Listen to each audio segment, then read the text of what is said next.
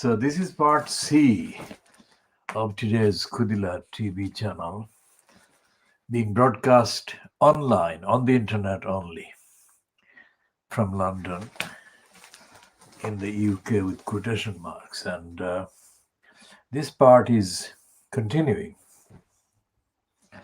the diagnosis, the world exclusive diagnosis of Fleet Street, which is the newspapers published from London and misleadingly called the national dailies. They're dailies based mainly in London, corresponding to the political kind of capital, which is the metropolitan city of London, where the city of Westminster is used in two different ways. One as the local borough council, Westminster, and the other is the Palace of Westminster, which means that the center of the parliament is the Palace of Westminster. The center of government is called number 10 Downing Street or Downing Street. So when we look at the contents and the role and the narrative represented by these papers collectively called Fleet Street, we don't represent, or we don't look at the same time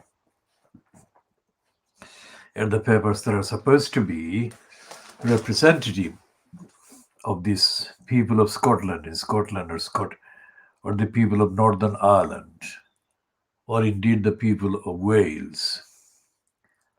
It's important to make the distinction between the peoples of Wales and the people of Northern Ireland and the people of Scotland. Now, there is another nation or nationality called Cornwall. But the Cornwall has been so completely crushed under English kind of oppressive assumption and appropriation that no one mentions Cornwall anymore. But we do. And so therefore what we are saying about the Fleet Street papers is that the newspapers collectively known as Fleet Street do not represent Cornwall and do not represent Wales, they do not represent Scotland, and they most certainly don't represent the people of Northern Ireland. Now, earlier today, a few hours ago, we noticed an internet appearance of a reference to Bernadette Devlin. Now, Bernadette Devlin was, until 2015 UK general election, the youngest female elected member of parliament in the Palace of Westminster. She wasn't continuously an MP, but she had the record of being the youngest female member of parliament from the 1960s until 2015. And 2015 was the election which saw the election from Scotland of an SNP candidate, a 20-year-old person called Mary Black. So Mary Black has been now the youngest elected female member of parliament elected to Westminster. And she has broken the record, very long record, of Bernadette Devlin. Now, Bernadette Devlin hit the headlines in the late 1960s. She is now kind of known as Bernadette Devlin McCluskey or Bernadette McCluskey. And earlier this afternoon, we noticed a tweet that was posted about the artist known as the taxi driver, or the taxi driver known as the artist, is Mark, somebody called Chunky Mark. And he had a picture of a woman sitting to his next left, and he was driving, or he was in the driving seat. And his tweet I think we should read this one just to get the factual contents absolutely on the record. So his artist taxi driver, and his latest tweet 47 minutes ago says that found this old photo of my mom and granddad and colorized it Tyrone 1950s, Happy St. Patrick's Day. Now that's artist taxi driver whose Twitter handle is Chunky Mark. And he posted the tweet or tweeted the unique thing. We shall come to that.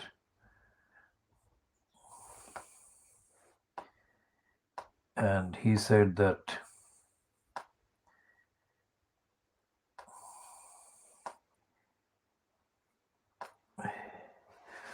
he said that I'd picked Barney up at Heathrow Airport and driving out the car park, I said, I'm gonna call my mom. So he rang his mom and then quote, Mom, you are on the loudspeaker. Guess who I've got in the taxi? Who? She says. Bernadette Devlin, says Mark. Who is he? She says. And there is this picture of Bernadette Devlin sitting to the left of Chunky Mark in the car. So we tweeted that this is too cool to not retweet and recite Mark. And we did that and then added our word brilliant. Then we looked up and checked Bernadette Devlin generally in the usual way that we fact check. And then was this entry on the Wikipedia about Bernadette Devlin. Now this is, on many levels, it is unique. The contents of this particular part of the entry, and we retrieved this as 1458 hours, let's say. Is it 1458 hours, so just before 3 o'clock.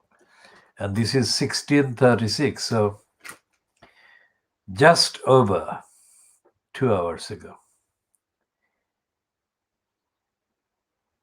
Just under 2 hours ago, sorry. Anyway, so we retrieved this one from the internet and we read it absolutely as the entry reads. She made an appearance on the Johnny Carson show in the USA. She was traveling in the USA. At a number of speaking events, she made parallels between the struggle in the US by African Americans seeking civil rights and Catholics in Northern Ireland, sometimes to the embarrassment of her audience. During an event in Philadelphia, she had to goad an African American singer to sing We Shall Overcome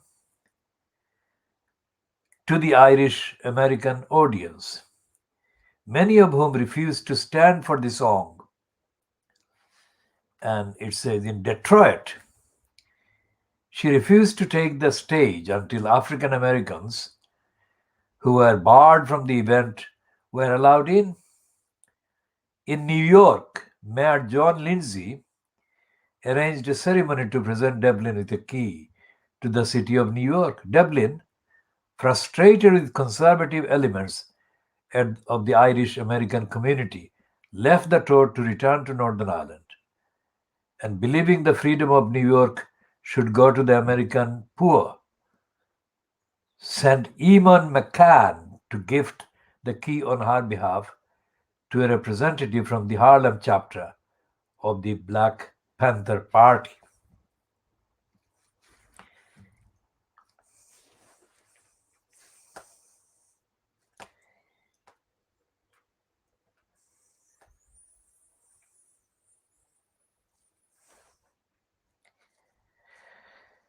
So we posted that with the following statement. The Khoodeelaar campaign thanking Bernadette Devlin in recognition of your stand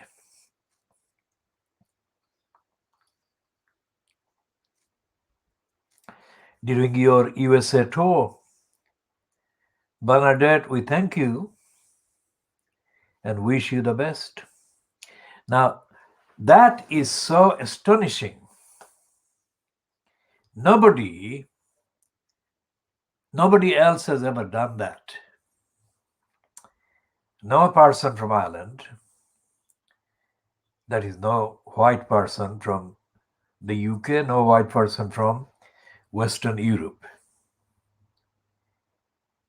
And yet, what she did wasn't something that needed the knowledge or capacity or insights of a very high kind of quality or level. It was obvious. It was obvious, and it is obvious, and I shall come to a bit more of this today because of the other kind of information that we have gathered in the main kind of media outlets during the last few hours. That the black people, that is African Americans, seeking civil liberties, exactly as the Irish people were doing against the British occupation and imperialism. And that both the African American people were subject to and exploited by and oppressed by and denied by colonialism, British colonialism, as were the Irish. And why did it take only Bernadette Devlin to do what she has done, according to this brief summary, of course?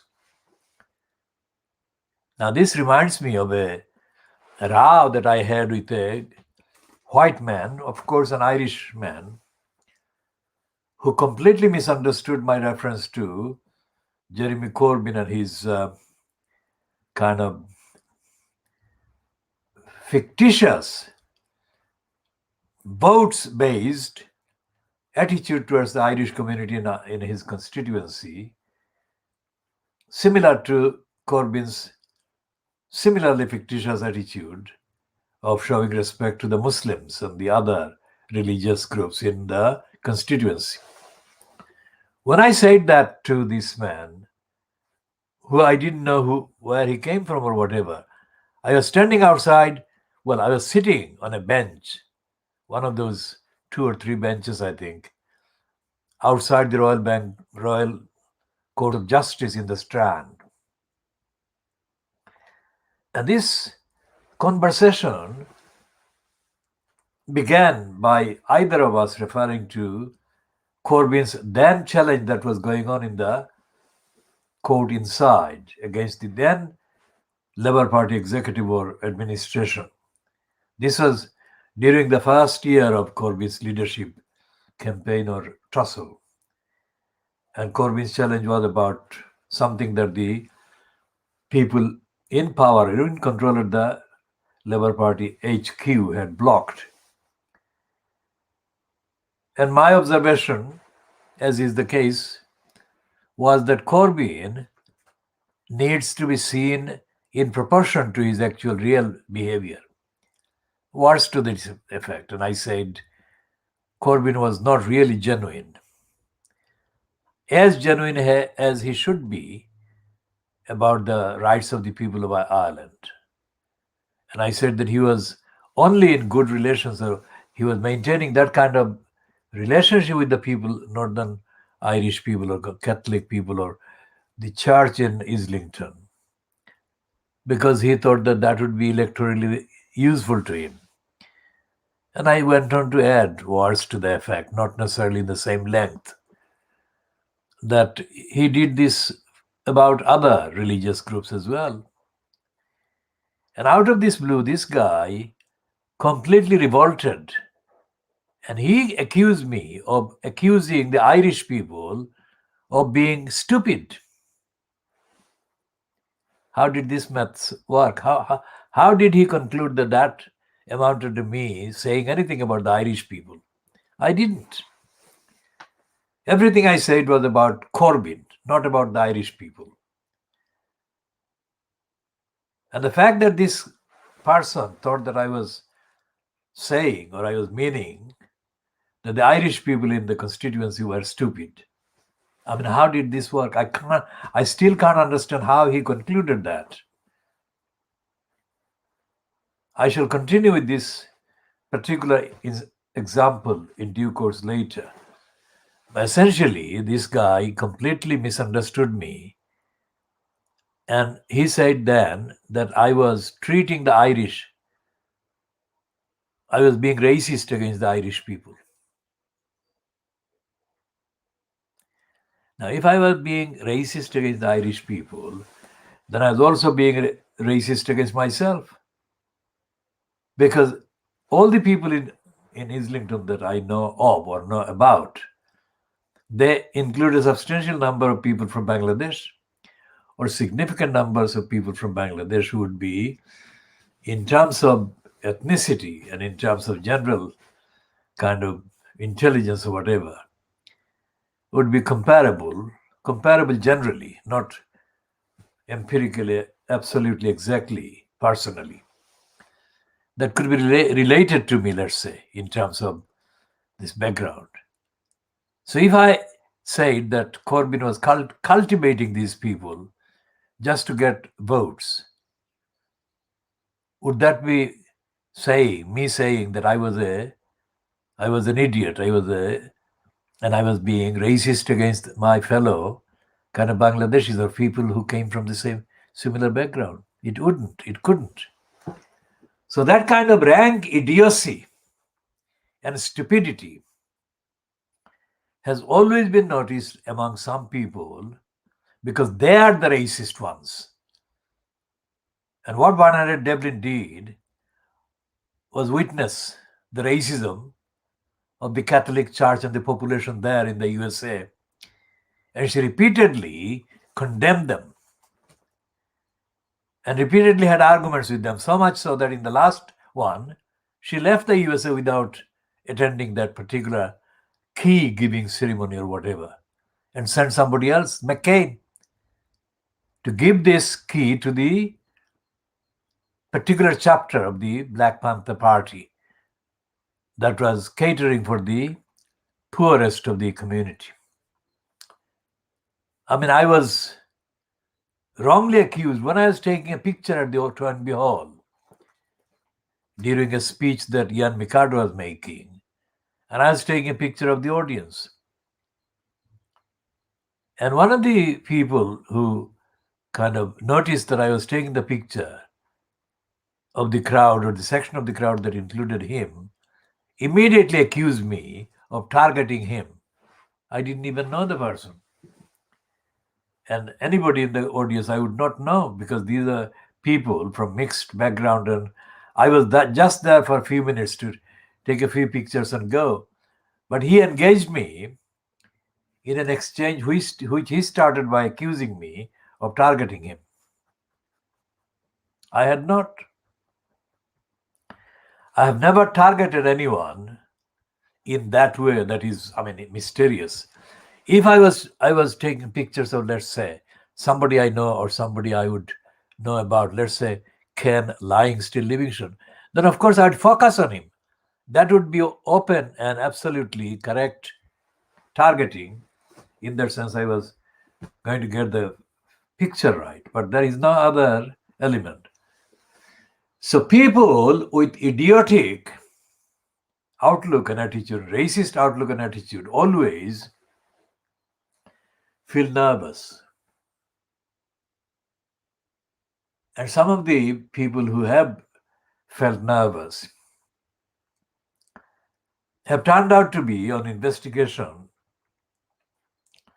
people who need to feel nervous because they have got in their records, in their life, in their activities, in their affiliations, corruption, criminality, and dubious behavior. I haven't got any of those.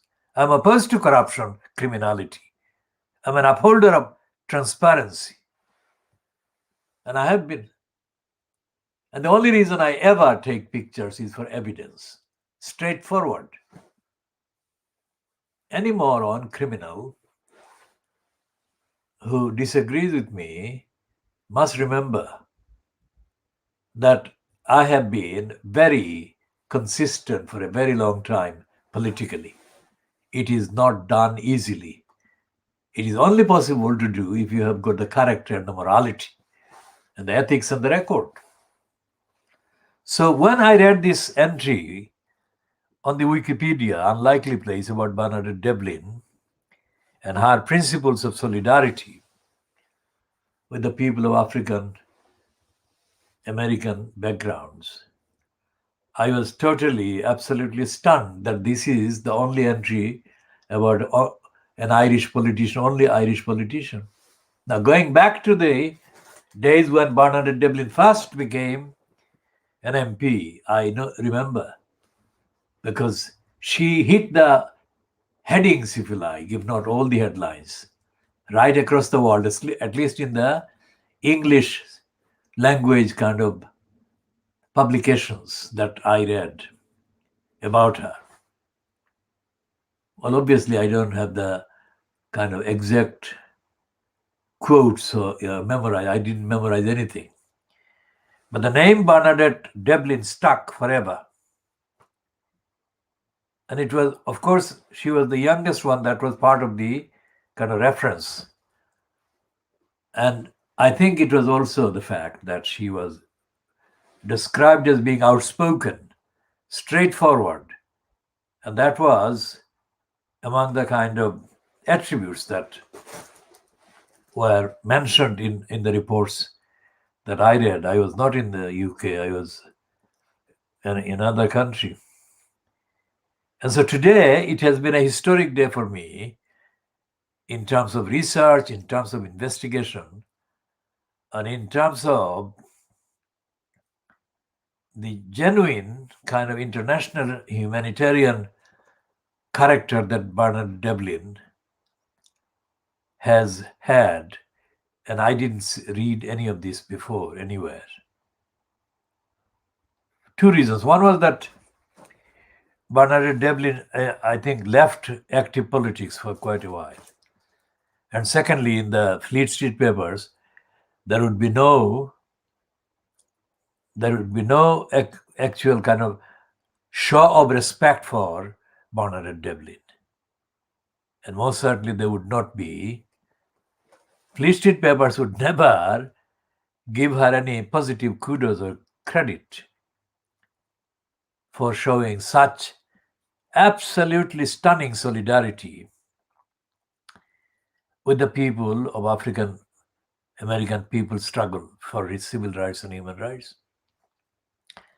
African American, there is another kind of person in the USA now who is half African Caribbean and half white descent, that is Meghan Markle. Now, while on this side of the Atlantic, today's paper, that is Wednesday, 17th of March 2021, they're going on against her, including today's Daily Mail, devoting a very chunky piece against Meghan Markle. So this is like showing that she is the lowest of the low. I mean, that is the thing that they have been saying about her. That is why I am determined to stand up for her rights. Because of that, I have no connection with Meghan Markle, and I don't need to have a connection. The evidence of her being targeted by these racists, the evidence is right in front of everyone. So I am only acting in response to the evidence that is widely, universally available. Now, on this side of the Atlantic, the racists, the anti-Meghan Markle and Harry brigade, are dismissing them. Well, they're definitely sinking Meghan Markle out of any mention. I mean, the way they're referring to the conversation that Harry has had with Charlie Bryan. They don't mention Meghan in that as part of the conversation. So they're kind of fantasizing that Meghan Markle would just disappear from the kind of public view. But they are keeping her in that by targeting Harry and by direct implication blaming her for Harry's kind of exiting from the royal family. Well, that is the lowest of the low position that the Daily Mail today has assigned to Meghan Markle today, Wednesday, 17th of March. Well, on the other hand, on the other side of the Atlantic, Meghan Markle is being kind of, her image is being referred to and reported as being related to the next American presidential election as a candidate. Now, this gulf cannot be measured, not even by the gulf of the Atlantic, the width of the Atlantic. I mean, on the one hand, she is finished, and on the other, she is likely to be a candidate for the highest elected office in the USA. And Trump is renewing his resolution that he would support any racist against Meghan Markle. And that even if he otherwise wouldn't have run, that is today's line, he may change it tomorrow. Even if he went to seek election to the office again, he would do that enthusiastically just to make it very hard for Meghan Markle if she were the candidate on the other side. I mean, you cannot raise the stakes any higher at this early stage. And the fact that they are doing this kind of thing to Meghan's image and distorting Meghan's kind of mind and mentality and attitude and outlook in the way that they're doing confirms the racists are not only not going to give up, racists are on the kind of attack. And the lines that the Fleet Street papers are inventing to give any kind of excuse and pretext to Piers Morgan to come across as respectable, dignified, authentic, reliable, honest, generous, and kind of truthful as against the unbelievable Meghan Markle. I mean, that kind of prolific, persistent promotion of Piers Morgan by the racists in Fleet Street is unprecedented. Because Morgan has been, in the main, in Fleet Street, Morgan has been discredited, especially after his being sacked by the Daily Mirror group, following the discovery of the fact that he had invented some quotes. So Morgan has been not enjoying a very high kind of esteem among his so-called fellow Fleet Street journalists, so-called.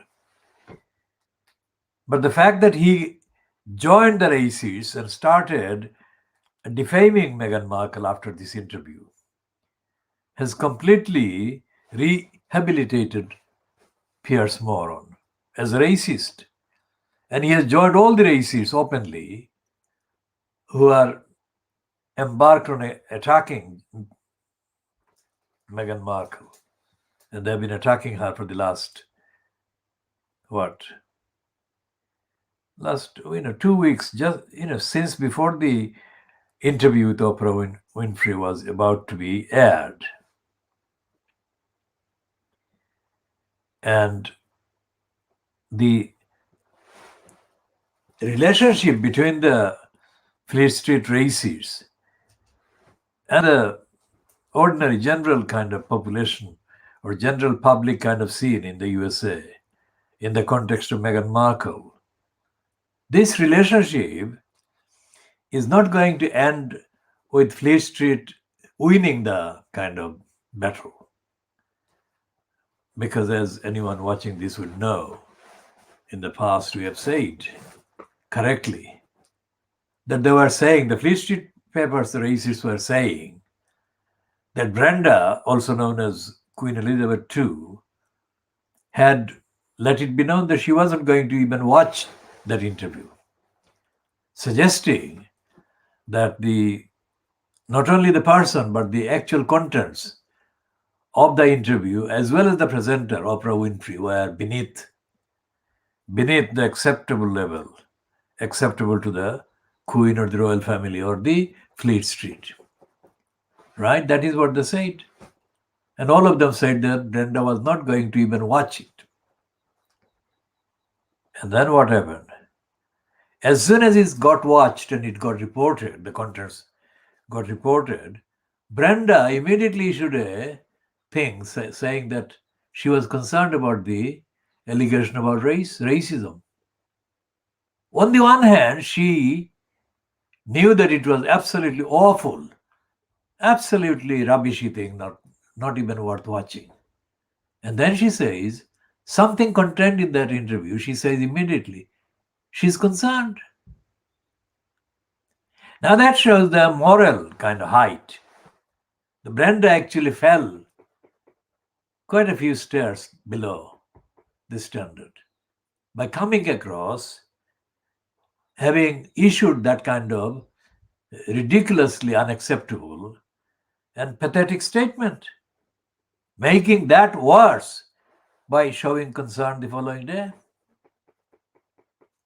Think about this, anyone watching this. You will not find this diagnosis anywhere. And you will not find that diagnosis in Fleet Street, online, on the internet, or on television, or on radio, anywhere in the UK. You won't find this anywhere in the USA in this way. And you most certainly will not find it anywhere else. So this is why we assert and we insist on asserting that this is world exclusive diagnosis of Fleet Street. And the only purpose is to tell the truth, to bring light into darkness and tell people the truth.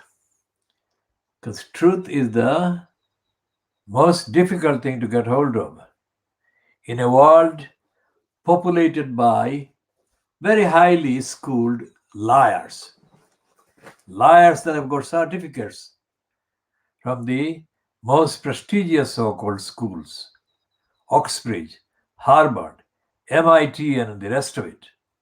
And the liars are peddling lies and making the lives of ordinary people, the majority, the many, as difficult as they can make it. And there is no accountability, there is no transparency, there is no reference to morality, there is no reference to ethics or accountability or democracy or universality.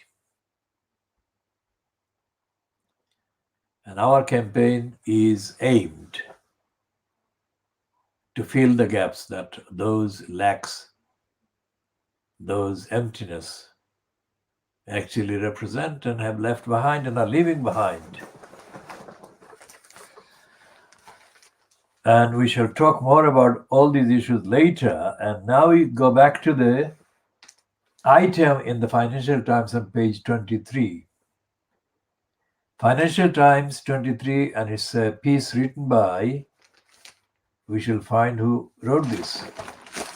It's page 23 of the Financial Times of Wednesday, 17th of March 2021.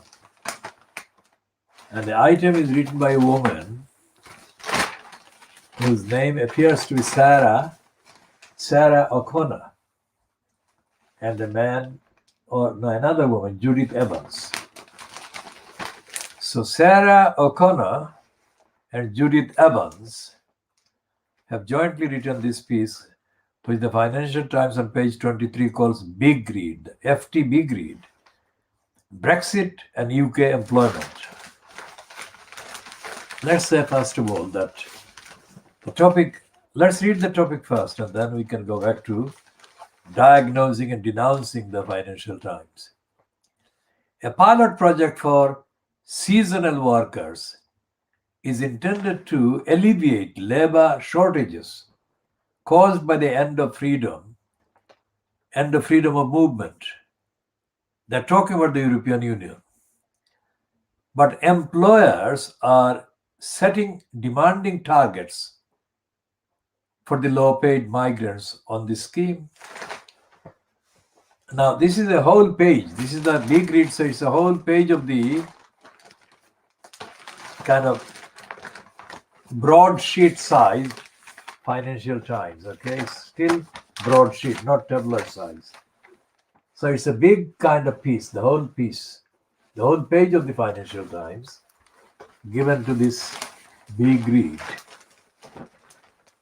And it is talking about migrant workers. And it's talking about the fact, the reality that most businesses in the UK, which has been out of the European Union only 2 months, most businesses are complaining that they can't find British-born, indigenous, gullible 52%, Little Englanders, any of those. They can't find any of them to work on the farms and on the small kind of shops and so forth. That's what the Financial Times piece is about. That is on the one hand. And on the other hand, they're saying that this is the migrant, not just the British-born kind of gullibles and the indigenous, that is Anglo-Saxon. Let's put it this way, mainly Anglo-Saxon. We shall come to the kind of detailed description, which includes others as well in later parts. But essentially, what they are admitting is that far from taking back control of the economy, of society, of factories and everything else, the Brexiteers, wherever they are, whether they are part of the government or they are members of parliament or they are just outside among the kind of 52% of the majority of whom are morons, but chanted the slogan. They chanted the slogan furiously that they will get back control, and otherwise there will be trouble. If Brexit was delayed or obstructed, they said there will be trouble. Now, in addition to the Financial Times admitting or reporting the admission that the gullibles, the 52%, and the Brexiteers are refusing to work.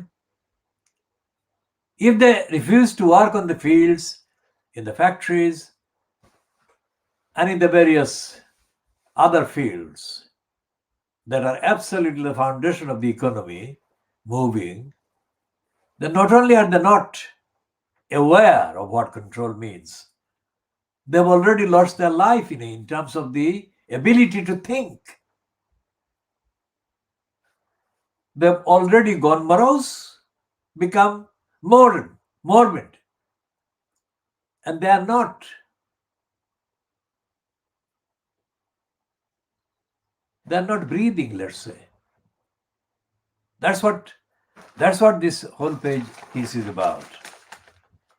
Where this Financial Times, these two writers, Sarah O'Connor and Judith Evans, make the serious mistake, which is a typical Fleet Street mistake. They don't say the things that I'm saying. That is to say, the Brexiteers misdelivered and mispromised and lied to people. That's not what they're saying.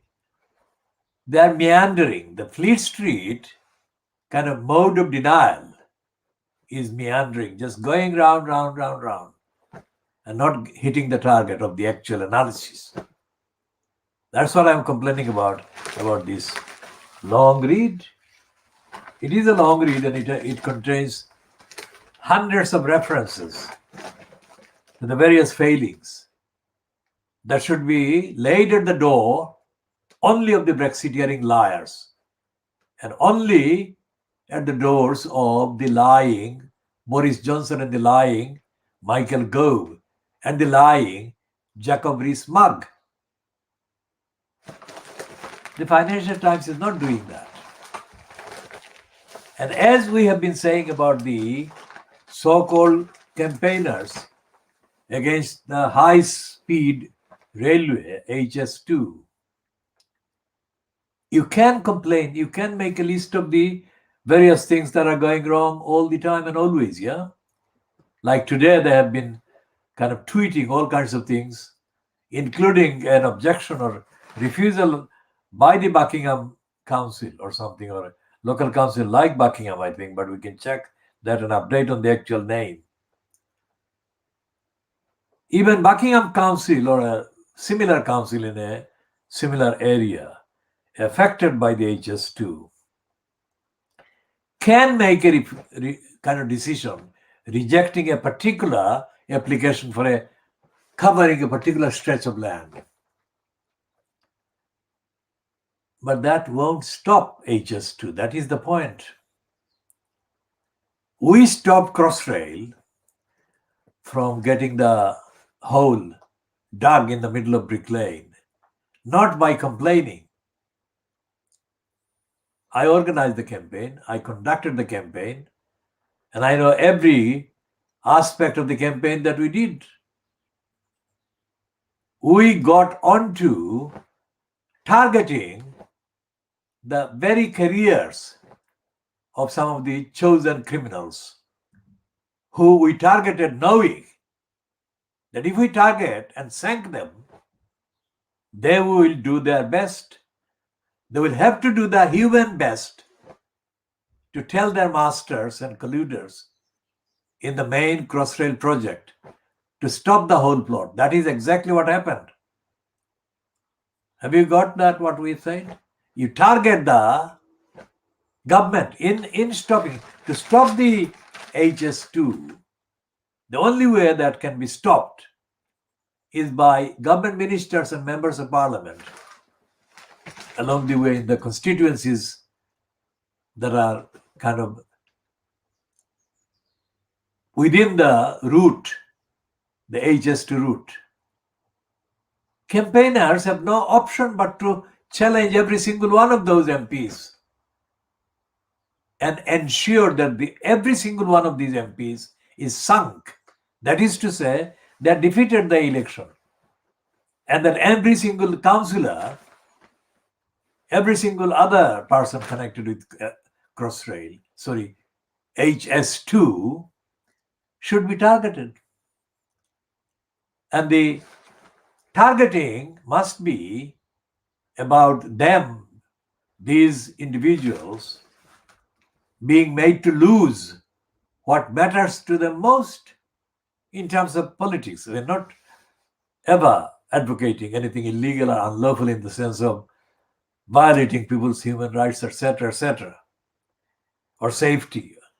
What we are saying, in career terms, in political terms, the incumbents must be sunk. The incumbents must be sunk in a way, in a comprehensive way, in a total way, until they are compelled to do their utmost to stop the HS2. That hasn't happened. That is not happening.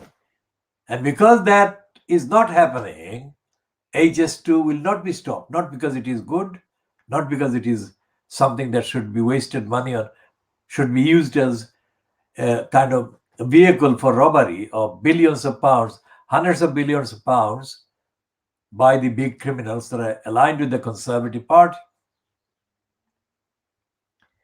So we said to them, the HS2 people, or the people complaining against HS2, claiming to campaign against HS2, do as we have done.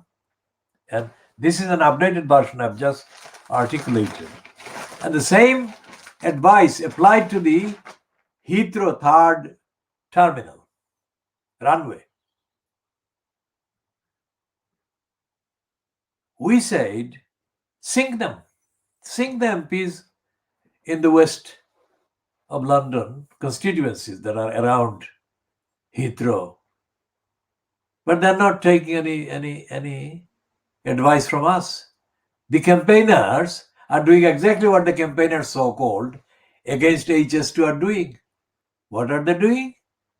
Embarrassing and stupid, and they are being racist because ours is the highest order of campaigning strategy that will be available anywhere in the so-called democratic world in the context of environment, in the context of this kind of similar projects and kind of attacks on the environment. We say that sink the MPs in West London, sink the councillors in West London. They are not supporting the campaign to stop the runway. And these people moaned. They're moaning, still moaning, because Boris Johnson, who lied through his teeth, he said that he would put himself in front of a tractor or something in order to stop the runway. He's the one who has given the go-ahead. And they still don't learn about Boris Johnson. They still don't get him where it will hit him and sink him. They don't want to sink him. Everyone, including all the Fleet Street people, all the people in Fleet Street, and all the others who are running so-called kind of mainstream political websites, including the Huffington Post and the Politics Today, Politics blog, and some others individually named like Ian Dunt.